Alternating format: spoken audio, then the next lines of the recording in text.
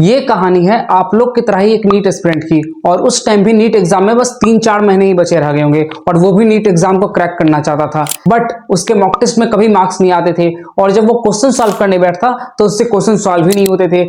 और जब वो बायोलॉजी में चीजों को याद करता तो वो कुछ दिनों में ही भूल जाया करता था। और सबसे बड़ी बात, उसका सिलेबस बहुत ज्यादा बचा हुआ था और उसको लग रहा था मैं इतने सारे सिलेबस को कैसे कंप्लीट कर पाऊंगा। तो इन सब वजह से जब भी वो पढ़ने बैठता तो वो परेशान हो जाता और उससे पढ़ाई हो ही नहीं पाती। वो हमेशा यही ओवरथिंक किया करता था कि मेरे बैचमेट तो मेरे से ज्यादा तेज है और सारे लोग कितनी अच्छी तरह से पढ़ रहे हैं, मैं तो कुछ पढ़ ही नहीं रहा हूं, तो मेरा सिलेक्शन कैसे हो पाएगा। और इस चीज के कारण उसका पूरा दिन वेस्ट हो जाता था और रात में यही वो गिल्ट किया करता था कि मैंने पूरा दिन वेस्ट कर दिया और उस कारण से रात भी वेस्ट हो जाता था। मतलब कुल मिलाकर वो कुछ नहीं कर पा रहा था और उसका टाइम ऐसे ही चला जाया कर रहा था। तुम्हें क्या लगता है, इस नीट एस्पिरेंट का सिलेक्शन हुआ होगा? हाँ बिल्कुल, इसका सिलेक्शन हो गया, क्योंकि ये नीट एस्पिरेंट और कोई नहीं, ये खुद मैं हूं, हर्षित कुमार, जिसने फर्स्ट अटेम्प्ट में ही नीट 2022 क्लियर किया with all India rank of 3000। और उसके साथ ही आज मैं रायबरेली के अंदर 3rd ईयर एमबीबीएस स्टूडेंट भी हूं। तो तुम लोग का यही क्वेश्चन होगा कि भैया आपने आखिरकार ये किया कैसे?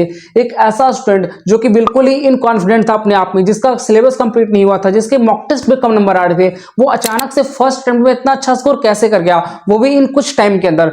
तो इसका सबसे बड़ा राज छुपा है, वो है टाइम मैनेजमेंट के अंदर। तुम्हें ये बहुत ही छोटी चीज लग रही हो कि भैया टाइम मैनेजमेंट, ये तो बहुत छोटा शब्द है, ये तो मतलब सब लोग ही बताते रहते हैं, इसमें ऐसा नया क्या है? तो नया ये चीज है कि तुमको उस टाइम मैनेजमेंट को अच्छी तरह से करना है। और वो मैंने कैसे किया था, क्योंकि अब कम टाइम बचा है तो तुम्हें उसको अच्छी तरह से यूटिलाइज करना सीखना पड़ेगा उस टाइम को। क्योंकि जो स्टूडेंट 12 महीने के अंदर वो सेम चीज के अंदर पढ़ रहा है, तो तुम्हें 4 महीने के अंदर उस सेम चीज को पढ़ना है। तो तुम्हारे अंदर ऐसी कुछ कैपेबिलिटी होनी चाहिए कि तुम कम टाइम के अंदर भी उस बड़ी बड़ी चीजों को कवर कर सको। और वो पॉसिबल तभी है जब तुम टाइम को मैनेज करना सीख पाओगे। टाइम मैनेजमेंट का मतलब तुम लोग क्या समझते हो कि टाइम को मैनेज करना, लेकिन क्या ये प्रैक्टिकली पॉसिबल है कि तुम टाइम को मैनेज कर पाओ? नहीं, ऐसा पॉसिबल ही नहीं कि तुम टाइम को मैनेज कर सको। क्योंकि मेरे साथ ऐसा होता था कि मैं सोने से पहले एक टाइम टेबल बना लिया करता था कि मुझे सुबह 6 बजे उठना है या 8 बजे उठना है और उसके बाद मुझे ये सारी चीजें पढ़नी है। लेकिन होता क्या कि मैं 10 बजे उठता था।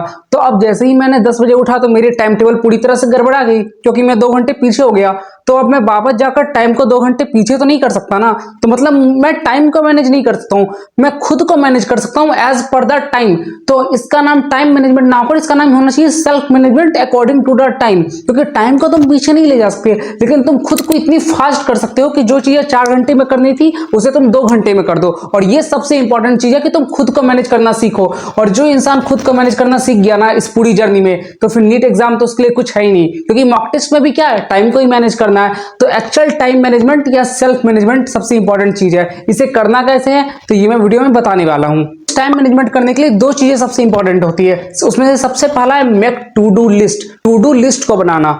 तो आखिरकार ये टू डू लिस्ट होता क्या है? बोलते सभी लोग होंगे, तुमने सुना भी होगा वीडियो में कि टू डू लिस्ट बना लो हमेशा। तो देखो, ये वो चीज है, जब भी तुम सोने जाओ तो सोने से पहले ये लिख लो कि मुझे कल क्या करना है। और मैं मानता हूं काफी सारे स्टूडेंट्स ऐसा करते भी होंगे। जैसे कल ही मुझे एक स्टूडेंट का कॉल आता है, वो बता रही थी भैया मैं सारा टाइम तो पढ़ती हूँ, लेकिन मेरे से टारगेट कंप्लीट नहीं हो पाता और पूरे दिन के एंड में आते आते मुझे बहुत ज्यादा डिमोटिवेशन फील होता है कि मेरे से कुछ हो नहीं पा रहा। और इस कारण से उसकी प्रोडक्टिविटी काफी ज्यादा डिक्रीज कर रही थी। इवन वो पहले अच्छा पढ़ रही है और अब वो अच्छी तरह से नहीं पढ़ पा रही। और तुम्हें ही पता है नीट एग्जाम में बस 4 महीने बचे हुए, तो अगर तुम अभी मेहनत नहीं करोगे तो फिर तो कोई मतलब ही नहीं रहा ना। पहले शायद तुम कितना भी मेहनत क्यों ना करते आ रहे हो, लेकिन अगर इस 4 मंथ को तुम वेस्ट कर दिए तो इस चीज का 0 सेंस बनेगा। इसलिए अभी तो फुल फ्लेश्ड के साथ मेहनत करोगे। तो चलो बैक टू द स्टोरी आते हैं, तो मैं उसको एक्सप्लेन करता हूं। देखो, तुम्हें यहाँ पर टाइम मैनेजमेंट या अपनी टू डू लिस्ट को सही से बनाने की जरूरत है। वो भी टू डू लिस्ट बना रही थी, लेकिन उसको गलत तरह से बना रही थी। सही तरह से बनाना क्या है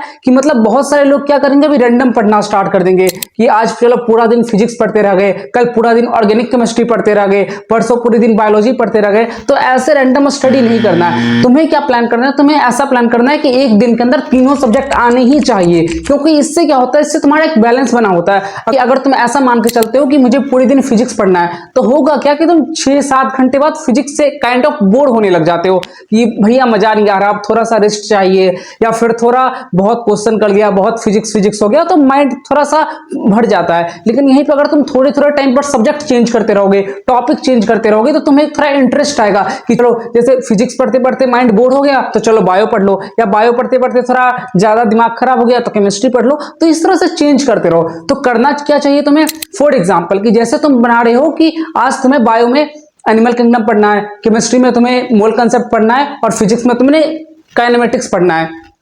और तुम्हें इसको एक पर्टिकुलर टाइम भी देना है कि बायो में मुझे 4 घंटे लगेंगे एनिमल किंगडम करने को, फिजिक्स में मुझे 5 घंटे लगेंगे काइनेमेटिक्स करने को, और केमिस्ट्री में मुझे मोल कंसेप्ट में 4 घंटे लग जाएंगे। अप्रॉक्स में ये टाइम बता रहा हूँ, ये आगे पीछे भी हो सकता है। और उस टाइम के अंदर तुम्हें ये डिसाइड करना है कि मुझे कुछ चीजें तो हमेशा से ही करनी है, लाइक प्रीवियस ईयर क्वेश्चन हमेशा ही करने हैं, चाहे तुम जब भी कोई चैप्टर करो। दूसरी चीज है कि तुम्हें नोट्स को अपने हमेशा ही रिवाइज करना है, ये दोनों चीजें तो मस्ट है। उसके बाद अगर तुम्हारे पास टाइम बच रहा है तो तुम डीपीपी की तरफ जाना, लेकिन अगर टाइम नहीं बच रहा है तो मैं बोलूंगा डीपीपी को तुम छोड़ सकते हो, लेकिन पीवाईक्यूज और नोट्स ये दोनों तो कभी भूल कर भी मत भूलना।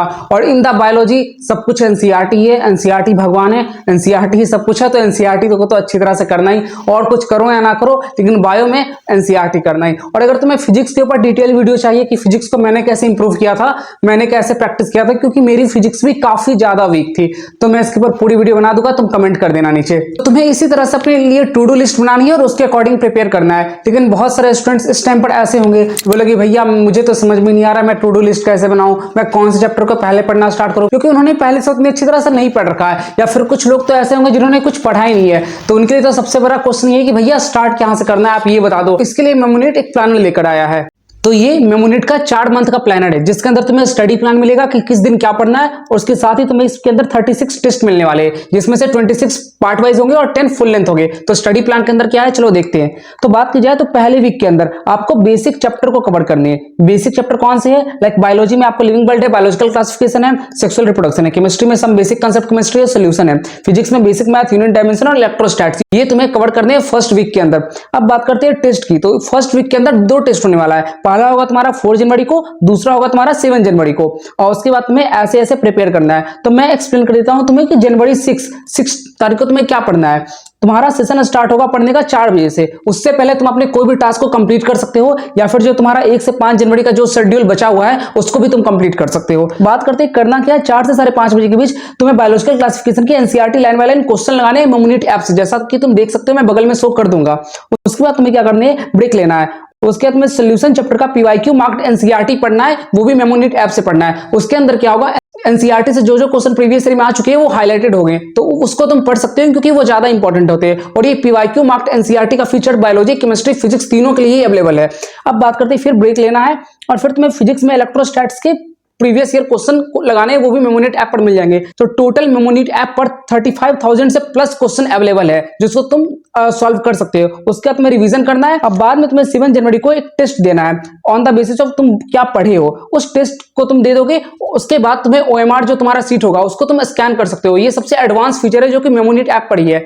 ओएमआर स्कैन करने के बाद तुम्हारे सारे आंसर पता चल जाएंगे कि कौन सा आंसर गलत है और कौन सा सही है, और जो गलत आंसर है वो अपने आप मिस्टेक बुक में चले जाएंगे, तो तुम उसको एनालाइज कर सकते हो, रिव्यू कर सकते हो बाद में, और अपना एक स्ट्रक्चर प्लान बना सकते हो। और ये सारा चीज तुम्हें इलाइट प्लान के अंदर मिलने वाला है, और ये प्लानर उसके साथ फ्री में मिलेगा।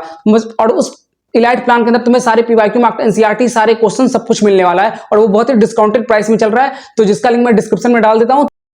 अगर तुम्हें टेस्ट सीरीज चाहिए जो कि ऑफलाइन और ऑनलाइन दोनों मीडियम में अवेलेबल है, तो तुम जाकर मेमोनेट ऐप पर चेकआउट कर सकते हो और उसे बाय कर सकते हो।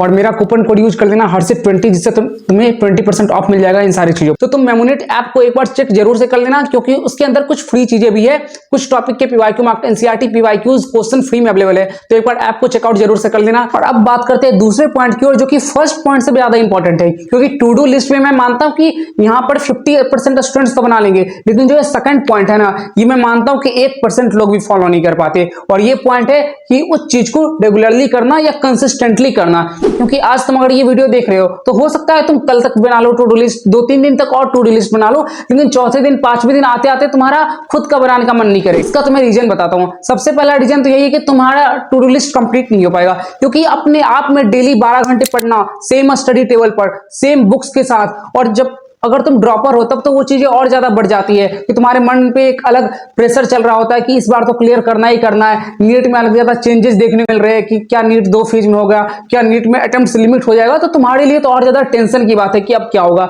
तो इसलिए वो इतनी मेंटल प्रेशर वाली सिचुएशन में तुम्हें वो हैंडल नहीं हो पाता है। और बहुत सारे स्टूडेंट्स ऐसे होते हैं कि वो टाइम तो बना लेते हैं कि हाँ मुझे 12 घंटा पढ़ना है, लेकिन जब वो पढ़ने बैठते हैं तब वो पढ़ ही नहीं पाता। तो इसके लिए मैं ये बोलूंगा कि तुम अपनी चीजें फिक्स करो। जैसे अगर तुम ने 4 घंटे बायोलॉजी को अलॉट किए हैं तो उसमें से फिक्स कर दो कि मुझे 1 घंटे पीवाईक्यू में देने हैं, 2 घंटे एनसीईआरटी रीडिंग में देने हैं और 1 घंटे मुझे नोट्स रिवीजन में देने हैं। और वो 4 घंटे के अंदर तुम ये चीज पर्टिकुलरली खत्म कर दो।